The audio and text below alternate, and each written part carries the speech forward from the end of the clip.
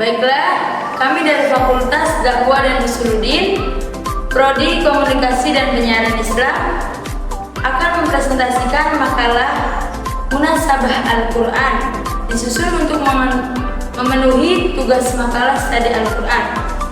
Dosen pengampu Nyai Nabilatul Rahmah, SE dan MD. Pertama, bab 1, pendahuluan. Poin A, latar belakang. Masalah Al-Quran adalah permulaan Islam dan manifestasi yang begitu penting. Ia mengidentifikasikan dirinya sebagai petunjuk bagi umat manusia. Di dalamnya terdapat penjelasan mengenai petunjuk dan pembeda antara hak kebenaran ataupun kebatilan, yaitu kepalsuan. Keagungan dan kesempurnaan Al-Quran bukan hanya diketahui atau dirasakan oleh mereka yang mempercayai dan mengharapkan petunjuk darinya, akan tetapi ia juga dikenal dekat oleh semua orang yang merasakannya. Al-Quran dengan bacaan yang amat sempurna lagi mulia ini mempunyai kesatuan yang utuh, teratur dan saling berhubungan, karena tentunya ada keterikatan antara seluruh surat-suratnya. Dalam bidang Quran terdapat munasabah di kalangan ulama tidak terlalu intens dibandingkan topik-topik yang lainnya. Pada pembahasan ilmu Al-Quran seperti nasih mansukh, asbabun nuzul, dan lain sebagainya. Namun, munasabah bukan berarti tidak penting sebagai salah satu metode dalam memahami makna Al-Quran. Belum ditemukan dalam kontroversial yang menimbulkan perbedaan pendapat yang tajam. Karena mau bagaimanapun, Al-Quran sudah tentu mempunyai keutuhan dan keindahan di dalam kalimat-kalimat tersebut, karena Al-Quran adalah kalamullah yang diturunkan melalui malaikat Jibril kepada Nabi Muhammad SAW. Lahirnya pengetahuan tentang teori munasabah ini tampaknya berawal dari kenyataan bahwa sistematika Al-Quran sebagaimana terdapat dalam Mushaf Utsmani sekarang tidak berdasarkan atas fakta kronologis turunnya, sehingga hal ini menimbulkan beberapa perbedaan pendapat bagi ulama salaf. Perbedaan pendapat ini salah satu penyebabnya karena adanya mushaf ulama salaf yang berbeda-beda versi dalam urutan suratnya. Atas berdasarkan perbedaan inilah masalah mengenai teori munasabah Al-Quran ini muncul, sehingga perhatian dari para ulama yang menekuni bidang ulumul Quran menjadi kurang. Di sini poin B, rumusan masalah. Rumusan masalahnya adalah yang pertama, apa pengertian munasabah Al-Quran dan macam-macamnya. Yang kedua, bagaimana kegunaan munasabah Al-Quran dan contoh-contohnya.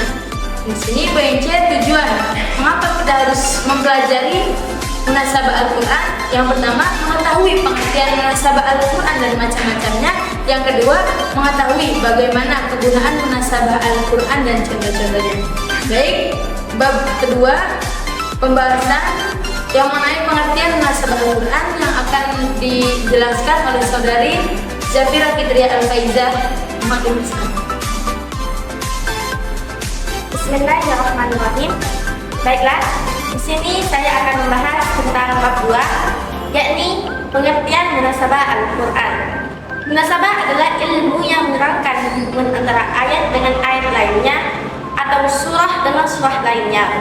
Apakah hubungan itu berupa ikatan antara am dan khosnya, atau antara abstrak dan konkret, antara sebab akibat, atau antara illah dan mu'amilnya, atau antara rasional dan irasionalnya, atau bahkan antara dua hal yang kontradiksi sekalipun. Secara etimologi, munasabah berasal dari bahasa Arab, dari asal kata nasabah yunasibu munasabahan, yang berarti keserupaan, dan muraqabah. Lebih jelas mengenai pengertian munasabah secara etimologis disebutkan dalam kitab Al-Burhan fi Ulumil Quran bahwa munasabah berupa ilmu yang mulia menjadi tegak di akal pikiran dan yang dapat digunakan untuk mengetahui nilai atau kedudukan pembicaraan terhadap apa yang diucapkan. Sedangkan secara terminologis, definisi yang beragam muncul dari kalangan para ulama terkait dengan ilmu munasabah ini. Salah satunya Imam Az-Zarkashi memaknai munasabah itu sebagai ilmu yang mengaitkan antara bagian-bagian permulaan ayat dan akhirnya, mengaitkan lafal-lafal umum dan lafal-lafal khusus, atau hubungan antara ayat yang terkait dengan sebab akibat, illat dan mu'allul, kemiripan ayat dan tentangan atau ta'arud. Baiklah, poin B akan dijelaskan oleh saudara Puput Ayu Triutami. Kepadanya kami persilahkan. Assalamualaikum warahmatullahi wabarakatuh. Baiklah, di sini saya akan melanjutkan presentasi dari teman saya, macam-macam munasabah Al-Quran. Menurut Nas Hamid Abu Zaid, hubungan munasabah dengan Al-Quran dibagi menjadi dua, yaitu munasabah antar ayat dan munasabah antar surat. Sedangkan munasabah antar surat itu dibagi menjadi 4 bagian. Yang pertama, hubungan stilistika kebahasaan. Contohnya, hubungan khusus antara surah Al-Fatihah dengan surah Al-Baqarah. Termasuk dalam kategori ini adalah munasabah antar surat pendek. Hubungan antara surat Al-Fil dengan surat Al-Quraisy adalah hubungan kebahasaan yang mengubah keduanya menjadi satu surat apabila kita menerima pandangan ulama klasik terhadap kedua surat tersebut. Kedua, hubungan antara dalil dengan keraguan akan dalil, atau disebut juga dengan hubungan takwil. Contohnya adalah hubungan antara surah Al-Baqarah dengan surah Ali Imran. Sedangkan yang ketiga, hubungan ritmik yang didasarkan pada ritme fasilah. Contohnya adalah hubungan antara surah Al-Lahab dengan surah Al-Ikhlas. Dan yang terakhir, hubungan antara surah pendek adalah hubungan kekontrasan, yaitu tipe yang dapat ditemukan antara surah Al-Ma'un dengan surah Al-Kautsar di satu sisi dan antara surah Al-Duha dan Asy-Syah di sisi lain. Yang kedua, munasabah antar ayat. Pada dasarnya, konsep kesatuan teks Iqdah An-Nas merupakan konsep yang merujuk pada persoalan ijaz, yaitu sebuah persoalan yang dalam skala besar mengacu kepada perbedaan antara pembicara teks dengan pembicara-pembicara selainnya. Dalam hal ini, munasabah tidak mengkaji hubungan-hubungan eksternal alaqah kharijiyah dan tidak pula berdasarkan pada bukti-bukti di luar teks kharij An-Nas. Tekslah yang menegaskan norma-norma hubungan-hubungannya dan dasar strukturnya yang bersifat kebahasaan rasional dan indrawi. Baiklah, sampai di sini penjelasan saya dan akan dilanjutkan oleh saudari Hasan. Bismillahirrahmanirrahim. Saya akan melanjutkan presentasi dari teman saya. Baiklah, jadi setelah kita mengetahui apa itu pengertian munasabah dan macam-macam munasabah, kita juga harus tahu apa sih kegunaan dari fungsi munasabah itu. Jadi di sini fungsi munasabah itu ialah sebagai korelasi antara satu ayat dengan ayat yang lain sehingga menjadi keutuhan yang indah dalam tata bahasa Al-Quran.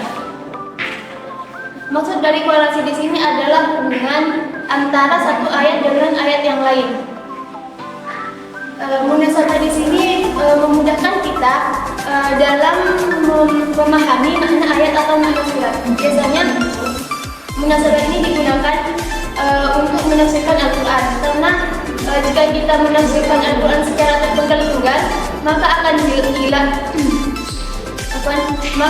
hilang keutuhan makna dari ayat tersebut. Adapun kegunaan kita mempelajari ilmu munasabah ialah yang pertama, dapat menepis anggapan sebagian orang bahwa tema Al-Quran kehilangan relevasi antara satu bagian dan bagian yang lainnya. Yang kedua, mengetahui persambungan atau hubungan korelasi antara bagian Al-Quran, baik antara kalimat atau antar ayat maupun antar surat. Yang ketiga,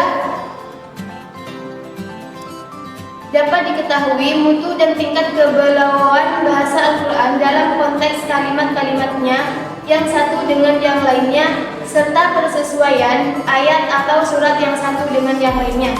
Dan yang terakhir, dapat membantu dalam menafsirkan ayat-ayat Al-Quran secara lebih tepat dan akurat setelah diketahui hubungan satu kalimat dan ayat dengan kalimat atau ayat yang lain. Jadi kesimpulan dari makalah kami adalah munasabah dalam Al-Quran merujuk pada hubungan yang harmonis antara ayat-ayat atau surah-surah dalam Al-Quran, baik dalam segi makna, tema, ataupun tujuan. Munasabah berfungsi untuk menunjukkan keindahan dan kekuatan bahasa Al-Quran, serta memberikan panduan kepada para pembaca untuk memahami pesan yang disampaikan dengan lebih menyeluruh. Dengan memahami munasabah, kita dapat melihat bagaimana Al-Quran menyampaikan pesan-pesan moral, hukum, dan petunjuk hidup secara terpadu dan sistematis. Baiklah, sampai di sini presentasi kami. Terima kasih. Wassalamualaikum warahmatullahi wabarakatuh.